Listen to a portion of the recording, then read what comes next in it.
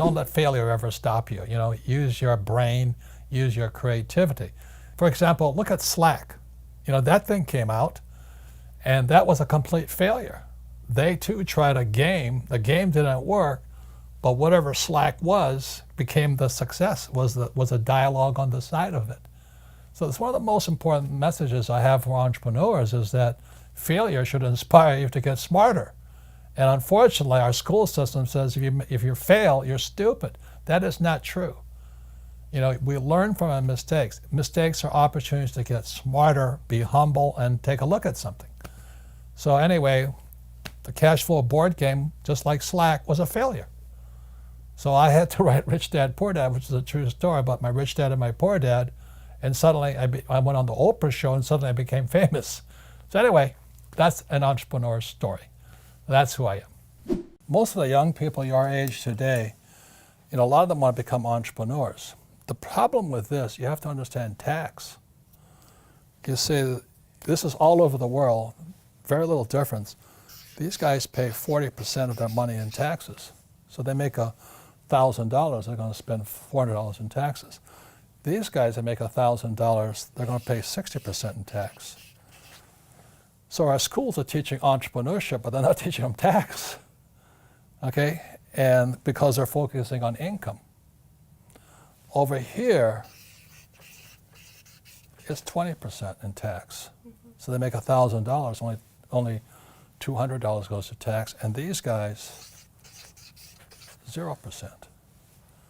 So the reason financial education isn't working in our school systems is they're teaching financial education for these people and these people, but to really become rich, you have to focus on this side here. And that's the difference between a rich dad and the financial and what they're teaching in school right now. I'd rather be on this side. This side is a lot harder, but in the long run, it's more fun for me. On this side here, it's harder, but you're paying tax constantly. So these guys here are saying tax to rich. Well, these guys don't pay taxes. And as strange as that may seem, and I'm talking about legal, this is all over the world. So that's the big difference here. One last thing, which I think most millennials understand, is, you know, in Rich Dad, Poor Dad, I wrote about Ray Kroc, founder of McDonald's. And he was teaching at the University of Texas, the MBA program.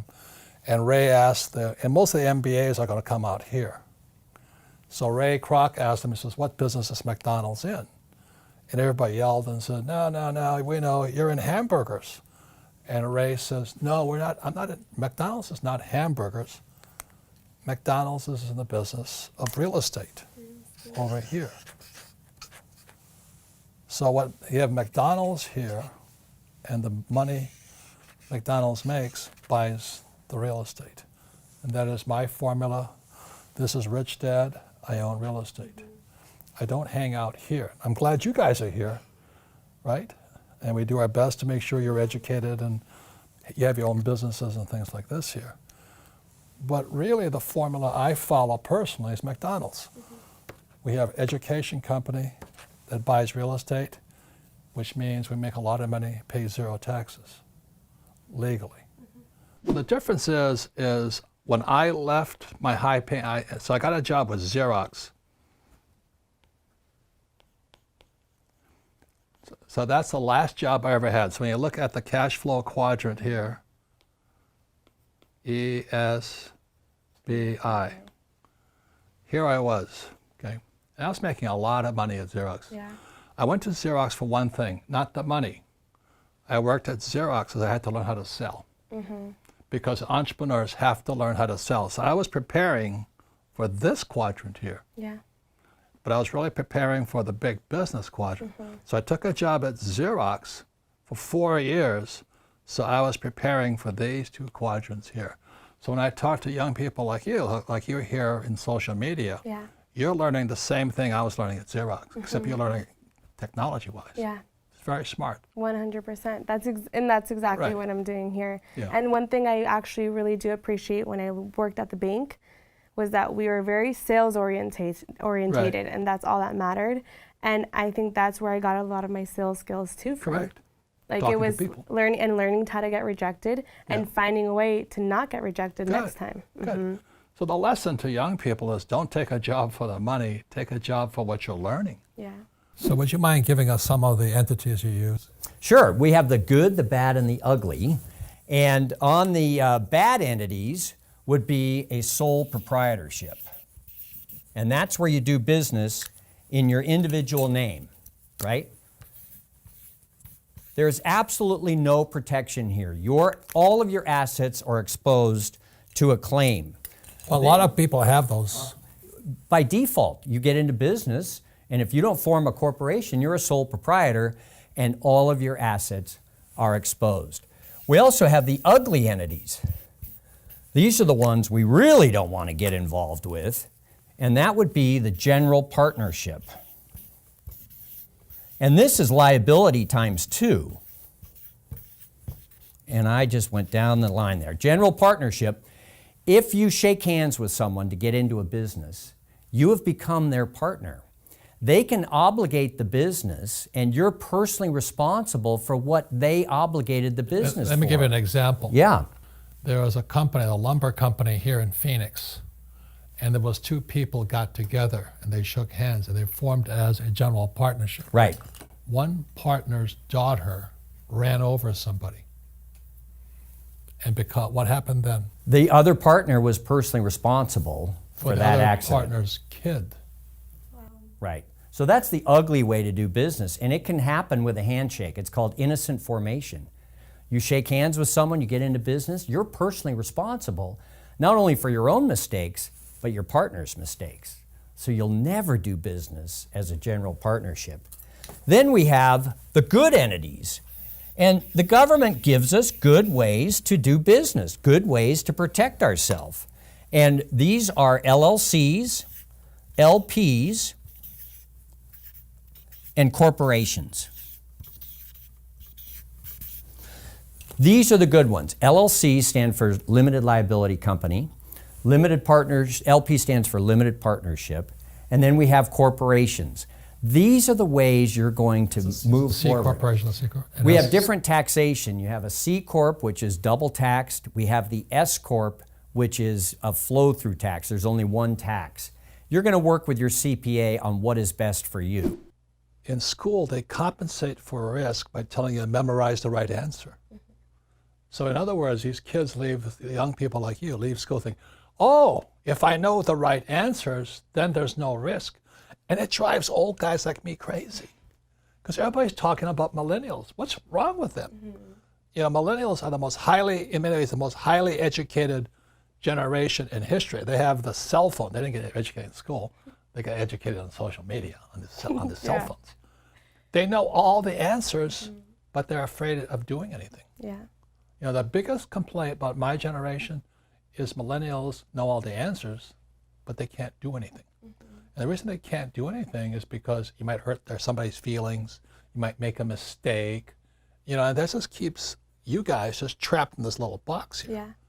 So that's one of the reasons I think millennial money is such an important point here, because if you're going to come into my world, old guy's world, or the information age, you've really got to understand what is risky and what is not risky. And in my world, if you play it safe, that makes you stupid. Because if you don't take risks, you don't get smarter. Yeah. You know, so you may know the answer, but you can't do anything. Yeah. And one of the best things I had is I went to military school, then I went to flight school. I had such great teachers, you know. All of them could fly. You know, so my flight instructor could fly. What a novel idea. You know, a flight instructor can fly. But when I was in high school, most of my teachers were terrified. They're all cowards, you know, job security. Don't make mistakes. Just memorize the right answer and you'll be safe. And that's why most school teachers aren't rich. Yeah. And they teach that to your generation Yeah. today. And most of them are teaching us things that they don't do on a daily basis. Like we have entrepreneurship classes, Oh! and they're Don't get me not started. entrepreneurs, you know? So it's kind of frightening when you think we're relying on the school system. Oh. And the fact that they're teaching us, so the way to get through college, right, is practicing all the right answers, taking the exam, putting in all the right answers. Yeah. When in real life, that's the last thing that'll ever happen, right? No. Like, he talk about fake, this is my book, Fake here. Fake money, fake teachers, fake assets. The reason it's fake money, fake teachers, and fake assets is because it all has to be fake. You have to have fake teachers to understand fake money. Then you have to have fake assets to buy those stocks, bonds, and mutual funds, fake assets. But without fake teachers, fake money, you can't do it. So that's why I love working with on these programs here. Because if you're going to be successful, you've got to take some risk. So in my work, I work for this. Like, I don't need the money. Yeah. But as my teacher was Dr. R. Buckminster Fuller. And he says, I don't work for me, I work for everyone. And that was one of the biggest lessons I got from the military. From the military was very high spiritual intelligence. That's why your dad and I get along so well. Because when we went into combat, which is a horrible experience of good and bad people, enemy and friends, But when we climbed into our aircraft, there was a crew of 5. We became one. It is the best feeling, as horrible as it is, flying into combat, because we might not come back. But it was the highest feeling of all. It was spiritual. And I'm afraid it's not just millennials, it's human beings, Well, is this good? Is this bad? Is this the best Vuitton shirt? Can I get it at a better price? Or he's cute, or she's cute, but is there somebody better, right? Yeah, that's exactly what's going on. So you guys are stuck in your head, and I think you should get more into your spirit, saying, what can I do for my fellow human being? Yeah. What can I do for the environment? And I think the biggest secret of my success is I have all, we all have these. We all have some degree of physical things we do. Yeah. Emotionally, I'm a basket case a lot of the time, I get upset, I get angry, I get sad, I get my feelings hurt. And I'm always, this is good, this is bad, this is, you watch politics, it's all good and bad, it's a bunch of BS. But what keeps me going is this, and it's spiritual. Yeah. Is how can I serve others? How can I serve the planet?